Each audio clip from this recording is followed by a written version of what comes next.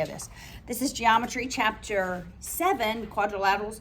We're going to start with a little review, then move on to Lesson 3, page 270. All right, so look at the board. What word that you learned on Tuesday would you use to describe this polygon?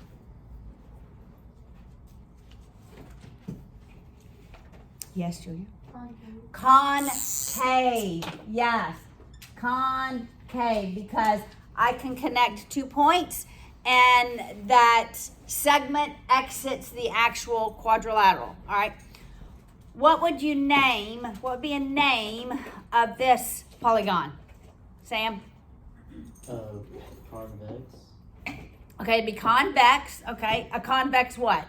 Parallelogram. Okay, it would possibly, yes, it is a parallelogram, but based on the markings, it fits in one of the definitions. Quadrilateral. What? Quadrilateral. It is a quadrilateral, but a more specific name. Sam? Rectangle. Rectangle. Why? What's the definition of a rectangle? All of its angles are equal. It's a quadrilateral who has equal angles. It does have equal angles, but its opposite sides are equal, right? In a rectangle, the opposite sides are equal. And it has to have all angles that are equal. It's not enough for just the opposite sides to be equal, right? Because the opposite sides could be equal and we don't have right angles. And that would not be a rectangle. But based on these markings, this would be named a rectangle, right? That would be the most specific name for that quadrilateral. But everything that you said is correct. It is a parallelogram.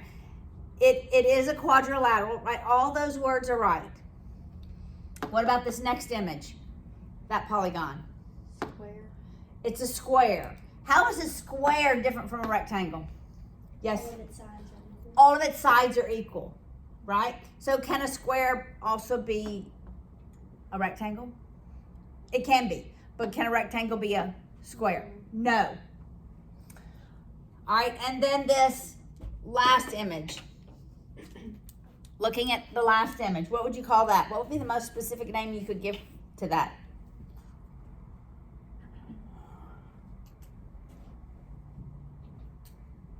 Yes? Convex quadrilateral. Okay. It would be a convex quadrilateral.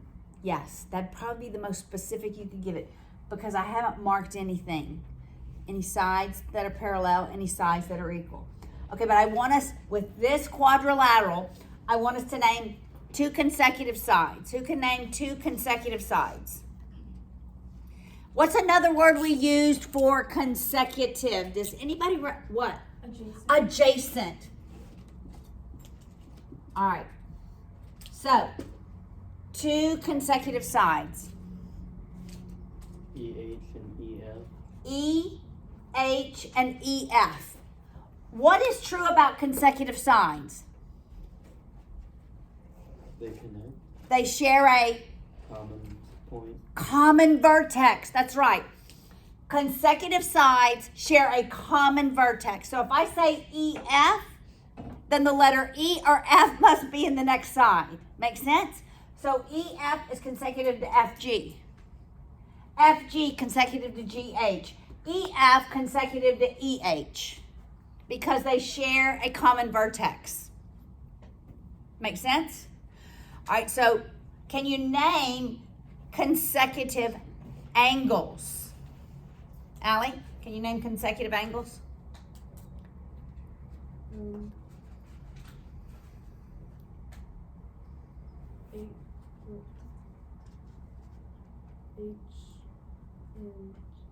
H and G. H and G would be consecutive. What is true about consecutive angles? They share a common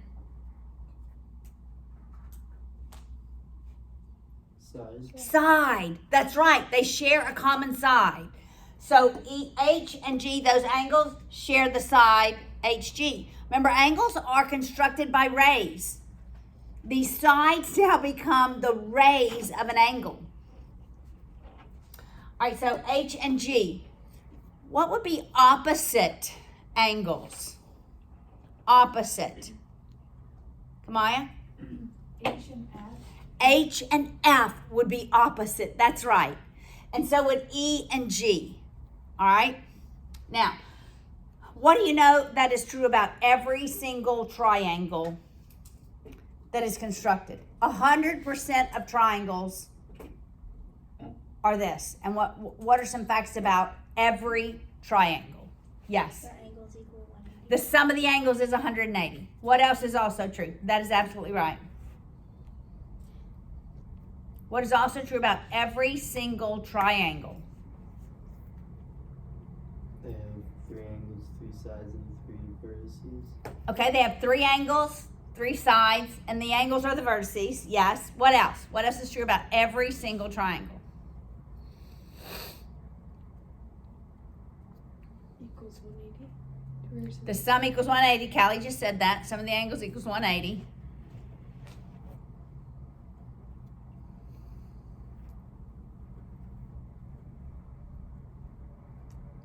What can a triangle not be?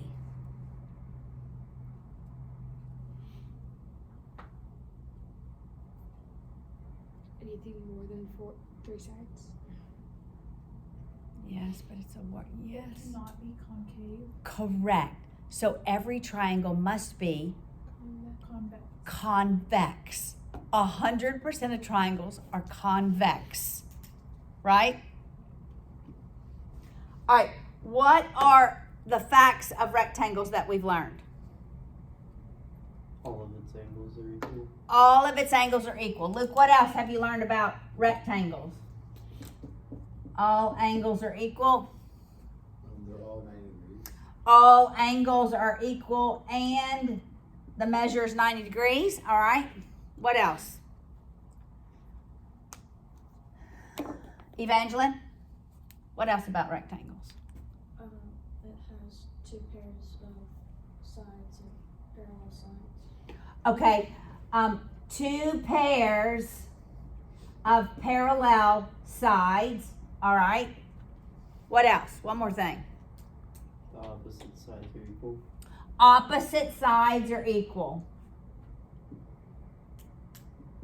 All right, what about a parallelogram? What have you learned about a parallelogram? How can is a rectangle a parallelogram? Why? Because what definition of a parallelogram fits a rectangle? The opposite sides are parallel. Opposite sides are parallel. Okay, are all parallel? I don't have a parallelogram driven. Drawn. I'm crazy. Okay, that's a parallelogram, right? What can be true of parallelograms that would not make it? When would a parallelogram not be a rectangle? And what is that defining characteristic of a parallelogram?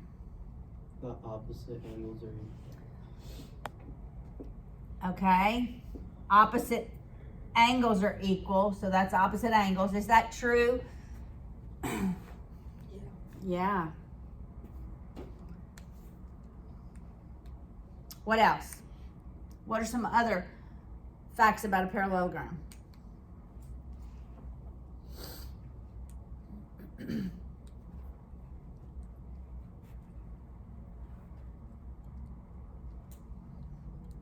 If the opposite angles are equal, what about consecutive or adjacent angles?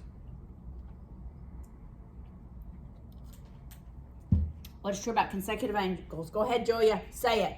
They would be complementary. Yes, consecutive angles are not complementary, but Supplementary. yes, I knew that's what you meant. Supplementary. If that were A and B, the sum of A and B would be 180 degrees. Okay, if I didn't know this was a parallelogram,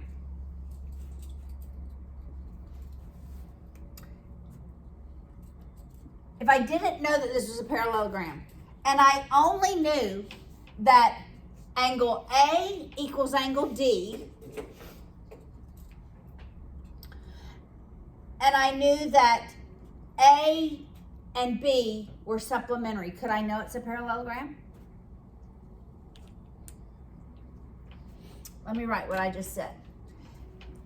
If it is given, right, in this image without the parallel markings, that angle A is congruent to angle D, and angle A plus angle B is 180 degrees. Could I know that ABCD is a parallelogram?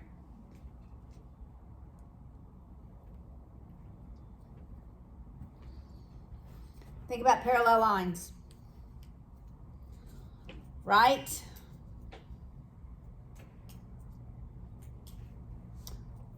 All right, you have to think here first.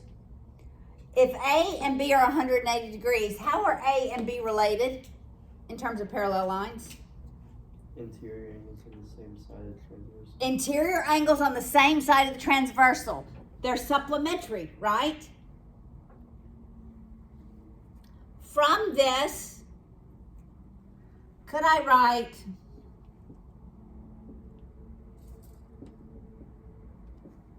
this statement? Why? What would be my reasoning? Substitution, right? And so now I have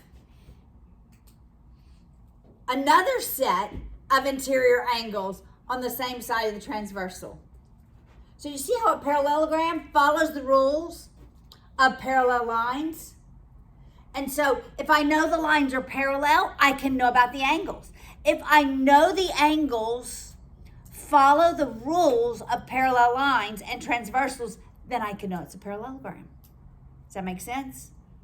So lesson 3 is more on parallelograms. All right, so look on the top of page 271, and this is also on your 4-sided figures facts sheet. All right, a parallelogram. A quadrilateral is a parallelogram. There's 5 things. If the opposite sides are parallel. If the opposite sides are equal. If the opposite angles are equal. If the opposite sides are parallel and equal. That sort of seems like a repeat of 2 of the other ones, doesn't it? Doesn't 4 seem to be a repeat of 1 and 2 combined? Yes. And the diagonals bisect each other. All right, so that is true. The diagonals bisect each other. Are the diagonals necessarily equal? No. It is simply the midpoint, right? This is the midpoint of AD. This, we'll call it E. E is the midpoint of AD. E is the midpoint of BC. Do you remember the midpoint formula?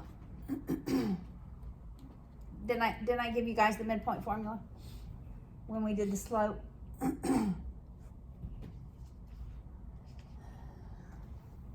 We'll go over the midpoint formula in just a minute. All right. So all those facts are true of a parallelogram. Opposite sides parallel, opposite angles equal, consecutive angles supplementary. The diagonals bisect each other, such that where they intersect, it is the midpoint of those line segments, okay?